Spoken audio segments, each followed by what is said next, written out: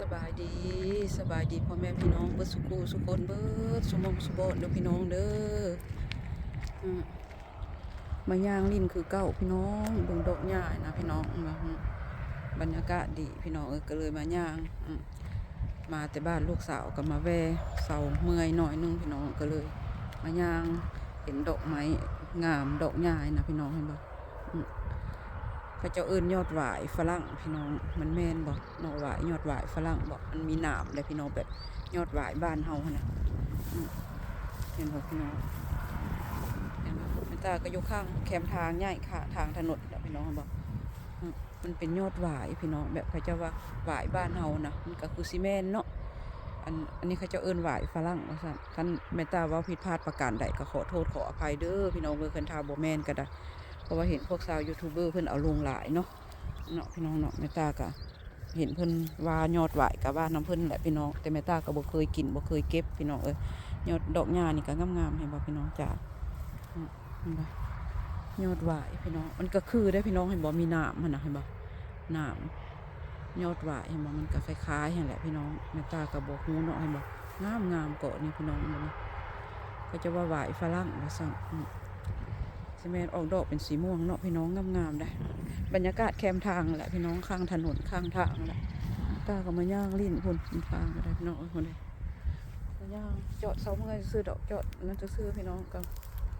มาถ่ายพ่อแม่พี่น้องเบิ่งนะเห็นบรรยากาศดีมันงามมันนะเนาะพี่น้องข้างทางข้างถนนเนี่ยพี่น้องงามบรรยากาศดีคักพี่น้องตาก็เป็นสีเจ็บตาอยู่ได้พี่น้องจ๋าบางามแห้งเนาะพี่น้องบรรยากาศตาก็สิย่างลิ้นจักน้อยก็สิเมื่อมาจะบ้านลูกสาวพี่น้องแว่งามพี่น้องจ๋า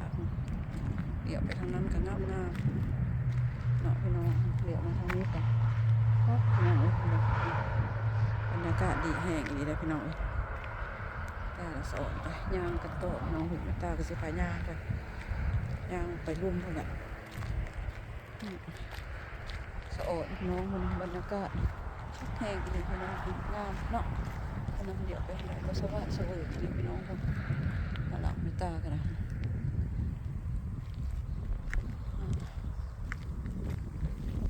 ย่างคนเดียวไปคนเดียวแล้วคนบ่มีมู่พี่น้องเลยโอ้ยยอดมันก็แซงกระเจ้าเนาะยอดองุ่นกระเจ้านะยอดงามขนาดพี่น้องจ้าจะเป็นงามมึงได้นะสะอดได้ยอดบางใหญ่เบิ่งไม่ตาจะให้เบิ่งพี่น้องยอดใหญ่ยอดงามคักพี่น้องคุณนะสะอดเนาะพาตุงามแท้พี่น้องกำลังเป็นมากคลิปที่เมตาว่าโดมันบ่แมนพี่น้องมากเนาะมันจีบอกกำลังเป็นมากพี่น้องตัวบักงามพี่น้องบ่ยอดบักใหญ่พี่น้องคนน่ะสะอดเนี่ยเมตาละสะอดคนน่ะพี่น้องเห็นบ่คุณงามแห้งเนาะพี่น้องคนน่ะยี่กระไดพี่น้องยอดบักใหญ่อีกจะมันงามสะอดนี่พี่น้องงามคนที่บ้านแฟนเมตาซ้ำกำลังเป็นมากพี่น้องเลยกำลังจีมากจูบมากเมตาแล้วว่ามันโดบ่แม่นเด้อพี่น้องเมตาว่าผิดขอโทษขออภัยมันมากขึ้นพี่น้องมากหน่วยมันมากขึ้นนั่นแหละเห็นบ่ตาคือว่ามันโดเนาะบ่แม่นเด้อพี่น้องมันมากเราไปก็ขอโทษขออภัยพ่อแม่พี่น้องหลายๆบ่งามพี่น้องก็สะอดเด้อพี่น้องกำลังเป็นมากพี่น้องคุณนะงามคักเนาะพี่น้องเนาะยอดใหญ่ดียอดใหญ่ยอดอ้วนพี่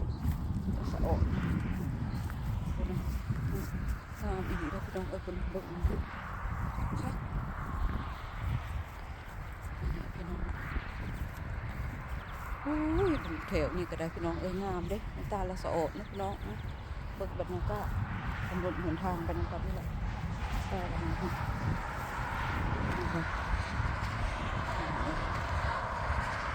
รถเดินสละเวลาดูข้างถนนเลยข้างทาง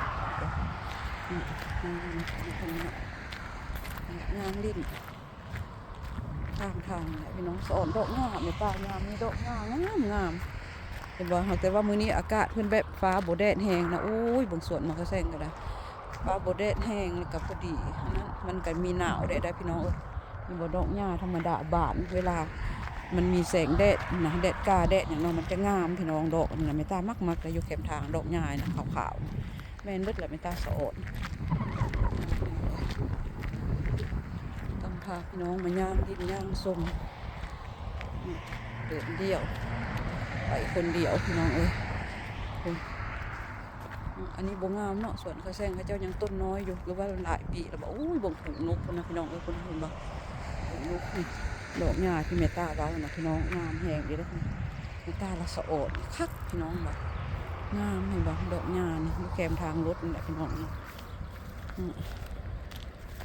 ตัดเอาไปใส่โปโซโต๊ะกินข้าวก็งามนี่ตั้งอยู่โต๊ะกินข้าวก็ได้เนาะพี่น้องเห็นบ่งามพี่น้องเอ้ยบ่ตามากนี่ว่าดอกหญ้านะนี่พี่น้องงามเนาะพี่น้องมันก็ถนนหนทางพุ่นละมีตาย่างมากับแต่ทางพุ่นละพี่น้องเอ้ยกระดูกพี่น้องมีตาก็บ่เคยย่างมาไก่ปานนี้ได้นี่แวก็นั่งอยู่ในรถน้อยนึงแล้วก็แล้วอันนี้เห็นดอกหญ้ามันงามบรรยากาศดีพี่น้องเอ้ยแม่ตาก็เลยย่างมาไก่เตอะพี่น้องนี่ก็พี่น้องเอ้ย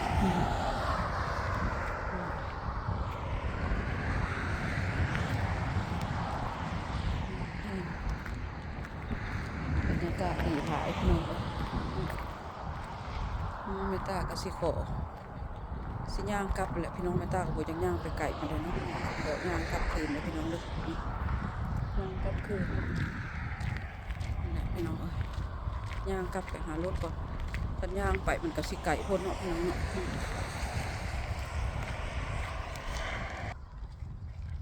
หน้าตากระบวมพี่น้องเอ้ยสบายดี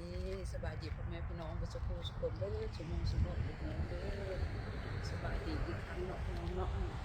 ย่างชมบรรยากาศของกันพี่น้องงามพี่น้องบรรยากาศดีพี่น้องแต่ว่าก็มีลมอยู่พี่น้องลมพัดมันอดแล้วก็หนาวนำได้พี่น้องเย็นอากาศเย็นนำเนาะพี่น้องเนาะไปย่างชมบรรยากาศไปนำกันพี่น้อง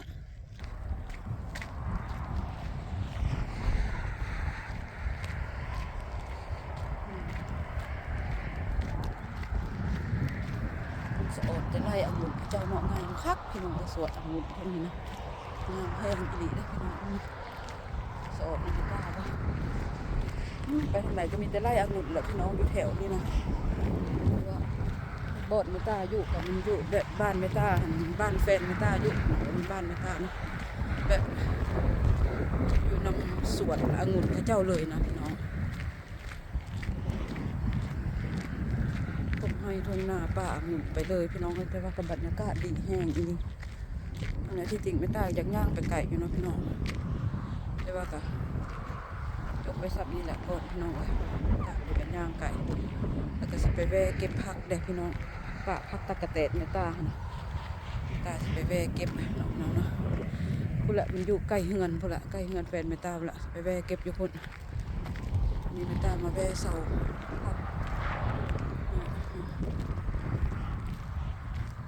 น้องบรรยากาศแห้งดีครับสะอดรถเมตาก็จอดด้วยน้องนะ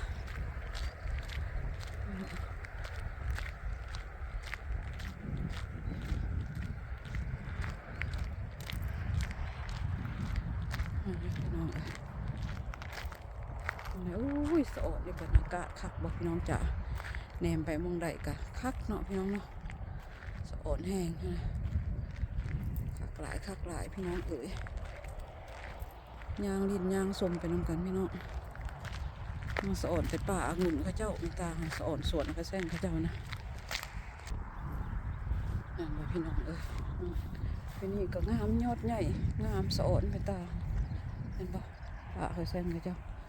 เดือดเดี่ยวลงไปพี่น้องวิวงามแห้งเนาะพี่น้องเนาะคักบ่พี่น้องงามคักแต่พี่น้องเนาะสวัสดิ์เสวยที่จริงในตาก็อยากย่างไปพูนอยากไปเก็บเอามาพื้นอยู่คนละอินต้นยาแหละเนาะพี่น้องในตาก็สิไปแวะสวนพักในตาแหละเก็บพักอันน่ะพักป่าพักอันนั้นนะพี่น้องพักตะกะเตนนะในตาก็สิไปแวะเก็บเอาจากน้อยไปกินกับพ่นกับแจ่วกับตำส้มเนาะพี่น้องมื้ออื่นก็สิได้ไปบ้านแม่น้องสายมาก็สิไปกินข้าวกันก็สิเก็บไปปัดน้องปัดพ่อแม่กินแหละพี่น้องเอาเท่านี้เด้อพี่น้องเด้อสำหรับคลิปนี้กับบุมีอย่างดอกพี่น้องอยู่ค่ ข้างถนนหนทางนี่แหละพี่น้องอยู่แคมทางมาตามมาแต่บ้านลูกสาวก็เลยมาแวะหน่อยนึงเนาะพี่น้องเนาะมาแวะแล้วก็สิก็ละแวะถ่ายเอาบรรยากาศงามๆฝากพ่อแม่พี่น้องเนาะพี่น้องบ่ว่ากันเด้อพี่น้องเด้อไปแล้วพี่น้องสำหรับท้ายคลิปนี้กับบ่มีอย่างพี่น้องขอกล่าวคำว่าสบายดีไปละพี่น้องจ๋าโชคดีร่ำรวยเด้ออยู่ดีมีแฮงความเจ็บอย่าได้ความใครอย่ามีโชคดีตลอดไปจ้า